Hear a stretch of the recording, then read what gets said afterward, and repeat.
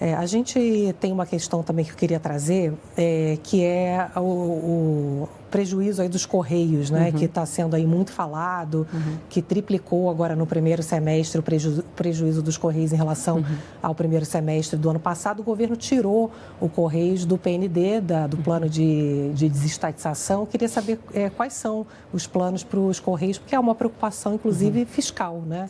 De virar um problema aí para as contas. Olha, primeiro eu queria só rapidamente falar das estatais, né? Que quando o presidente Lula entrou, ele de fato retirou várias empresas do PND. Entre elas, duas que, para mim, são joias da coroa, que é o Serpro e a Dataprev, que são as empresas de TI do governo, são duas empresas lucrativas, que têm os dados dos brasileiros todos que estavam sendo privatizadas. Né? Então, foram um grupo de empresas que foram retiradas do Plano Nacional de Desestatização, entre elas o Correios. E os Correios está num setor que teve abertura do setor, né, já há alguns anos, mas o Correio manteve a obrigação de estar no Brasil inteiro. E isso não é uma atividade rentável, principalmente porque hoje em dia quase ninguém manda cartas, mas o Correio precisa manter aquela estrutura totalmente centralizada. O Correio tem uma agência em todos os municípios brasileiros, coisa que eu acho que nem mais a Caixa tem. Que é uma função que vai além até de entrega, né? Vai muito além de entrega. Funções, né? Vai muito além de entrega. E esse período agora recente, ele teve uma perda nas entregas internacionais recentemente. Ele foi perdendo mercados que eram mais rentáveis e foi ficando a gente fala, com osso. Foi perdendo filé e ficando com osso, que dá realmente uma atividade que precisa de outras atividades para compensarem aquela atividade que não gera receita suficiente. O que eu posso dizer agora, nesse momento o governo trocou, né? Houve uma decisão pela troca do presidente. Acho que o presidente Fabiano fez um trabalho importante, mas agora foi chamada uma pessoa que é do ramo de logística. E ele vai agora apresentar um plano para a empresa, porque a nossa visão para o Correios é que ele precisa continuar cumprindo a sua função social, de estar no Brasil inteiro, de chegar... Não tem que privatizar. Na nossa visão, a privatização não é uma solução, porque o que acontece muitas vezes em setores onde você precisa estar na ponta é você... ao privatizar, você piorar a garantia da universalização. Então, a nossa visão, ele vai agora entrar, vai fazer um plano e aí sim a gente vai poder dizer quais são as perspectivas para o Correio. Mas ele tem um peso de 20 bi por ano, né? Se o governo assumisse isso... Não, mas isso não... Não está em... Não está nesse... 20 bi não será assumido. Porque ele tem receita ainda, né? Ele só não tem... nos últimos 2 anos, ele não conseguiu gerar receita suficiente para cobrir todas as suas despesas, mas ele cobre grande parte das suas despesas.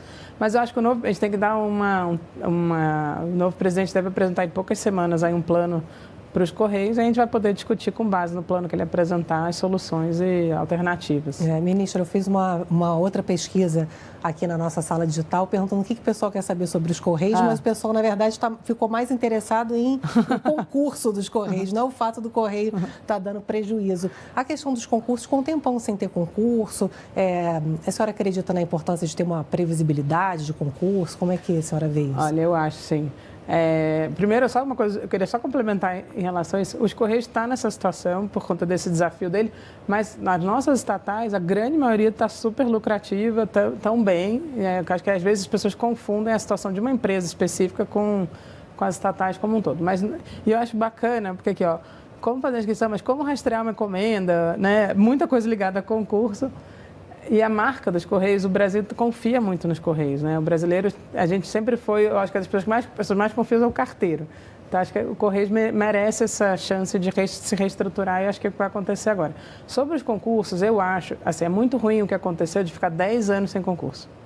Porque você passa a ter gerações de servidores. Sim. E aí você perde muitas vezes conhecimento, porque aí o grupo que vai estar para se aposenta um monte de gente que sai com aquele conhecimento e o órgão fica sem o conhecimento e perde muita coisa pelo fato de não ter.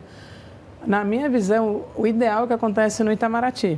Na carreira diplomática do Itamaraty, todo ano tem 50 vagas. Todo ano. Faça chuva, faça sol. De fato, no ano da pandemia não houve, mas compensou no ano seguinte. Mas foi porque aí era um caso muito extremo.